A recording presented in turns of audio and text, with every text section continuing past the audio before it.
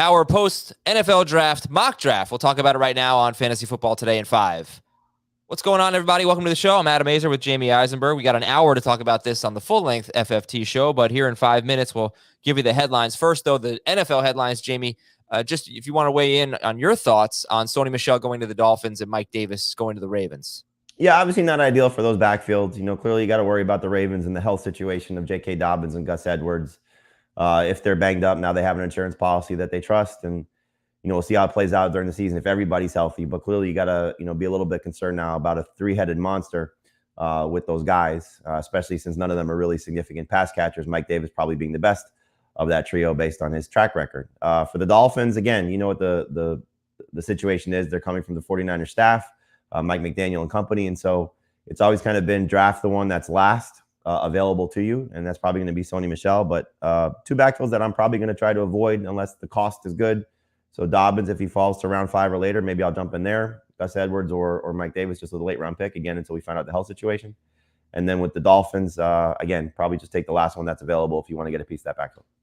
Okay, we'll take a look at the 12-team PPR mock draft, and the first thing that really jumps out, it goes Taylor, Eckler, McCaffrey, Cooper Kupp, Devontae Adams, the number 2 wide receiver off the board, the number 5 overall pick. Was that a mistake? I think so, unless you're just banking on Adams being the same player, because if he's the same player, he should be the second receiver drafted, and you can make a case he should be the first receiver drafted because that's how we were viewing him in some cases. I know Heath had Adams number 1 prior to the trade going from Green Bay to the Raiders, but I just look at it as, to me, Justin Jefferson's in a better spot. Jamar Chase in a better spot. We have to see if Adams can still put up the same type of numbers with Derek Carr in this offense. And so I think he's closer to a round 2 pick, if not solidified in round 2. So to take him 5th overall ahead of the running backs that are still on the board and some of the other receivers, I think that's a mistake. I was expecting Breece Hall to go in round 3. He went in round 4, the 3rd pick of round 4, so 39th overall. And he went with Cam Akers right after him, Antonio Gibson, Ezekiel Elliott. So those were the round 4 running backs. Breece Hall, Cam Akers, Antonio Gibson, Ezekiel Elliott. Obviously, Gibson, a noteworthy faller after the drafting of Brian Robinson. What do you make of that round? Hall, Akers, Gibson, Zeke. I think we expect all these guys to have company to whatever degree. Akers with Henderson, Zeke with Tony Pollard, and Gibson, as you mentioned, with Robinson and J.D. McKissick. And this is a PPR league. And so Breece Hall could be the best of the bunch, and he might be the best by a lot, or he could be just part of this group, as a safe or not necessarily safe, but as a number 2 running back that's going to have some flaws and not necessarily produce the level of like a Najee Harris last season. So this is the right spot for him. This is about the range I have him ranked. I have him ahead of this group, all 4 of the guys that you mentioned. Gibson's the one that's just frustrating because we still have high expectations. I still have high expectations for him to be the best running back in Washington, but it's hard to say that based on what they've told us this offseason by keeping McKissick, however that worked out with Buffalo, and then drafting Brian Robinson. So I think round 4 is the right spot for him, but I agree with you. We could see him creep into round 3. And if we get to training camp and we find out that it's his job and Michael Carter is just going to supplement him to whatever degree, we will definitely see him in round 3 and maybe even into round 2. Let's go to round 6 where we find Ken Walker taken. Travis Etienne, Ken Walker, Damian Harris, Devin Singletary, Clyde Edwards-Helaire are the 5 running backs in that round. Travis Etienne, Ken Walker, Damian Harris, Devin Singletary, and CEH. Who's your favorite? Oh, and Cordero Patterson. I'm sorry. So 6. Who's your favorite there? Give me the list again. I'm sorry. Yeah, no problem. Etienne, Murray.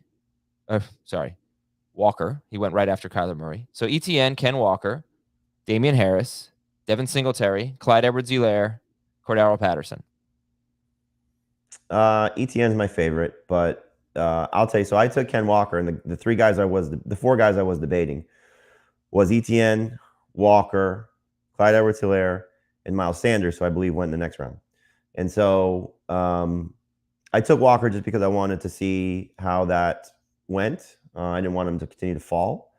Look, by the time, again, we get to training camp, he could be ahead of this group, depending on Rashad Penny's status and Chris Carson's status. We got the report this week that Chris Carson, Pete Carroll still doesn't know his health. So that's a better situation for Walker. But also we got the story, I believe it was over the weekend, about he's got to still work on his pass protection. They don't know if he'll be the 3rd down back. So this Seattle offense really is still up in the air until we get the quarterback situation handled.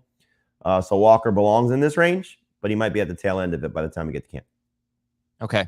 I have no interest in Damian Harris right now, Jamie, especially in round 6. And by the way, Miles Sanders went in round 8, went 2 rounds later. Oh, wow. Damian Harris not going to catch a lot of passes. We know that. I'm not. I mean, I think he's going to be ahead of Ramondre Stevenson, but I don't think it'd be a shock if Stevenson overtook him.